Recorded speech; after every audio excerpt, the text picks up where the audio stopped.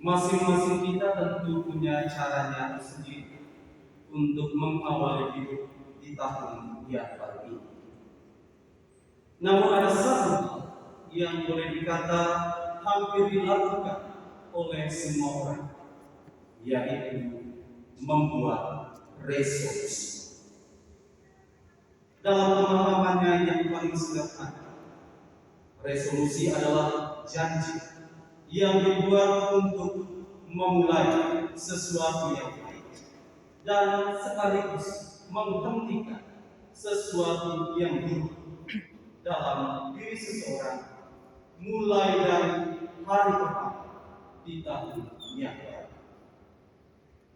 Layaknya daftar target pencapaian yang harus dipenuhi selama setahun, demikianlah tampilan dari resolusi.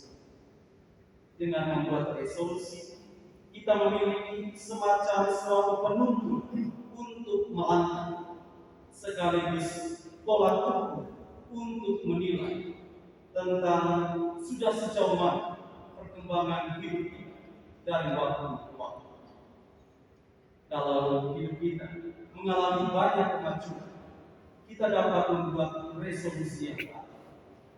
Tetapi kalau hidup kita tetap begitu saja, bahkan tidak berkembang sama sekali, maka kita perlu mencari solusi yang terbaik bagi resolusi kita. Karena itu, resolusi sangat penting demi suatu perubahan dalam hidup. Saudara dan saudari yang terkasih, sesuai dengan konteks perayaan hari ini yang memperingati sosok Maria sebagai Bunda Allah, saya ingin mengajak kita sekalian untuk membuat satu resolusi bersama sesuai dengan teladan Maria sendiri. Resolusi ini terinspirasi dari warta Injil yang kita dengarkan bersama. Injil berkisah tentang situasi yang terjadi di seputar tempat kelahiran Yesus. Sesudah mendapat berita tentang kelahiran Yesus, para gembala dikatakan segera pergi ke Betlehem dan menemui keluarga kudus di sana. Para gembala telah mendengar pesan dari malaikat yang mendatangi mereka di padang batu, di kota Daud, di Betlehem. Juru selamat dunia telah lahir. Juru selamat ini hadir dalam situasi serba sederhana dan jauh dari segala kemegahan. Namun semua situasi ini sama sekali tidak menunturkan gegap gempita para tentara surga untuk memuji Allah. Maka di saat para gembala ini menemui orang-orang yang berada di Betlehem, para gembala tidak segan untuk memberitakan kabar sukacita tersebut.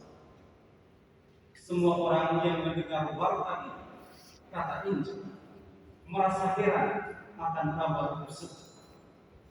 Tetapi Maria menampilkan reaksi yang berbeda. Reaksi Maria ini yang dapat menjadi wujud resolusi kita di tahun yang baru ini. Reaksi seperti apa? Injil berkata, Maria menyimpan semua hal itu di dalam hati dan merenungkan.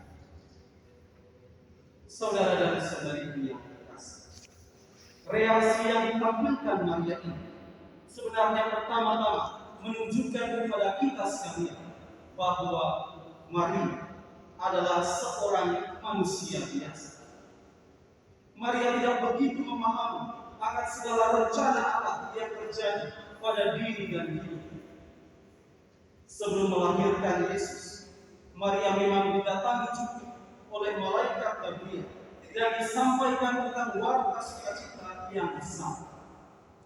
Tetapi semua warta itu masih serba kabur, bahkan gelap bagi Maria, karena dengan akal manusiawi Maria tidak mampu untuk mencerna semua rencana Allah yang penuh dengan misteri tersebut.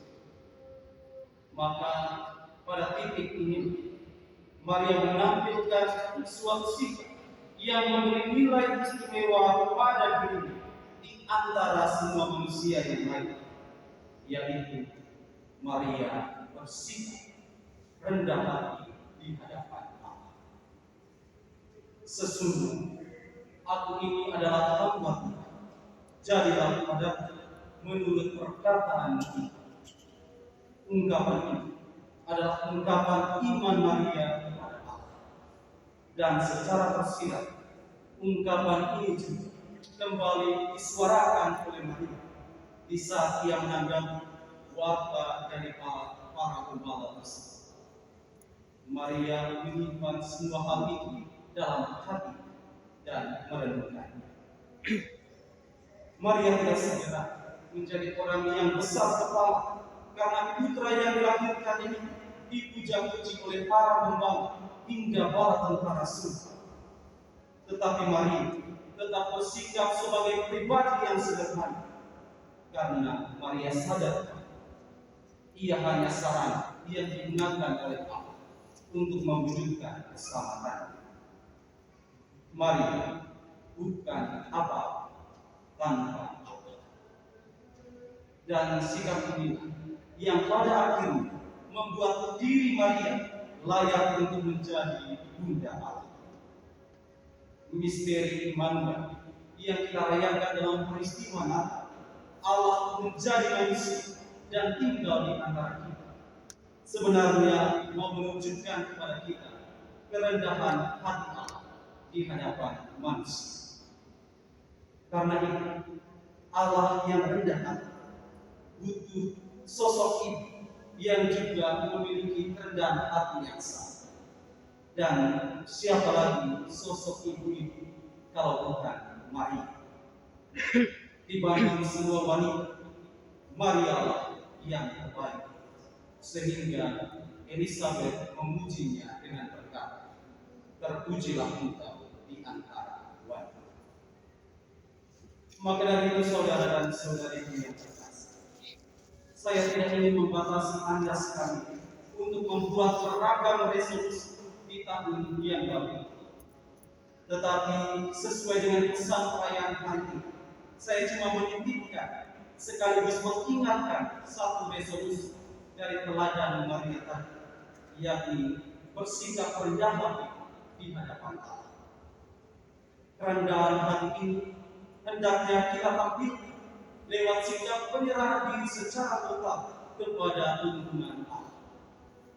Sebagai manusia, kita tidak akan pernah tahu akan segala sesuatu yang terjadi di tahun 2023 ini.